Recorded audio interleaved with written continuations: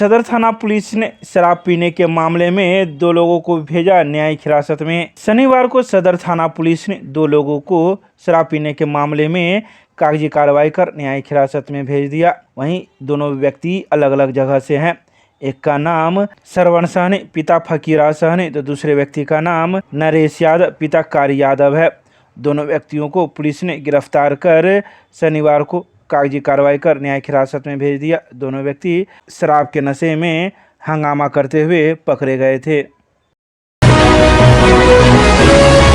दरभंगा के ward number 3 के बेला शंकर मोहल्ले में 60 दिवसीय सिलाई प्रशिक्षण शिविर का किया गया शुभारंभ। शनिवार को वार्ड नंबर 3 के बेला शंकर मोहल्ले में 60 दिवसीय सिलाई प्रशिक्षण शिविर का शुभारंभ किया गया। इस मौके पर बेला शंकर मोहल्ले के कई लोग मौजूद थे जिन्होंने कई बातों का जिक्र किया। वहीं मौके पर समाजसेवी के रूप में मौजूद भोलू यादव ने भी कई बातें कही। उन्होंने कहा कि सिलाई प्रशिक्षण हर महिला को प्राप्त करना चाहिए। यह एक ऐसी कला है जिसके माध्यम से महिला घर में ही रोजगार शुरू कर लेती है।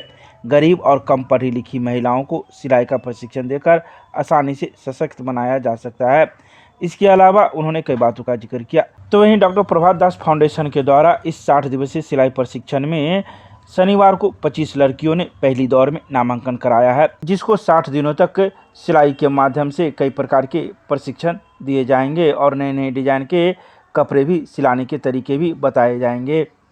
तो आपके माध्यम से डॉक्टर प्रभात फाउंडेशन को हम बहुत बहुत धन्यवाद देते हैं, जिन्होंने हमारे वार्ड को चुना और हमारे वार्ड के बच्चे को परीक्षण करवाने का निर्णय लिया। और ये निर्णय बहुत ही सराहनीय है। हमारे बच्चे इसे सीखेंगे और अपने अपने पैरों पे खड़ा होंगे। इसके लिए हम प्रभात फाउंडेशन को तहे दिल से धन्यवाद देते हैं। यहाँ पर कम से कम 35-40 डिजाइन तो जरूर सिखाएंगे। 40 कितना दिनों का शिविर होता है?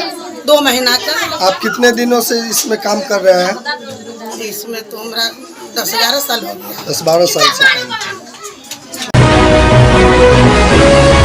विश्वविद्यालय थाना पुलिस ने शराब पीने के मामले में एक व्यक्ति को किया गिरफ्तार, कागजी कार्रवाई कर भेजा न्यायिक हिरासत में। शनिवार को विश्वविद्यालय थाना पुलिस ने शराब पीने के मामले में एक व्यक्ति को गिरफ्तार कर लिया। यह व्यक्ति सदर थाना क्षेत्र के अंतर्गत रानीपुर पंचायत का रहने वाला है, जिसका नाम विशाल कुमार है। इसके पिता का नाम रामचंद्र दास है। जब विश्वविद्यालय थाना पुलिस ने एनालाइजर मशीन से इसकी जांच की तो 28 mg इसकी अल्कोहल की मात्रा मशीन के माध्यम से पाई गई, जिसके बाद पुलिस ने मामले को दर्ज करते हुए कागजी कार्रवाई की और इसे न्यायिक हिरासत में भेज दिया। विद्युत के बड़े बकायेदारों का विद्युत अधीक्षण अभियंता स्वयं खड़े होकर करवा रहे हैं विद्युत विच्छेदन। शनिवार को विद्युत के बड़े बकायेदारों का काटा गया। विद्युत अधीक्षण अभियंता STF विक्रम कुमार, जो कि वर्तमान समय में विद्युत अधीक्षण अभियंता विद्युत आपूर्ति अंचल दरभंगा के प्रभार में हैं, बकायेदारों को किसी प्रकार से राहत देते हुए नजर नहीं आ रहे हैं। जहां कहीं भी 1 लाख या उससे अधिक का बकाया रहता है या फिर वैसे कई उपभोक्ता जो पिछले कई महीनों से अपना बिल नहीं जमा किया है, वैसे उपभोक्ताओं को अधीक्षण अभियंता स्वयं उपस्थित रहकर अपनी मौजूदगी में विद्युत विच्छेदन करवा रहे हैं और उस दौरान उपभोक्ताओं का भी पक्ष सुन रहे हैं।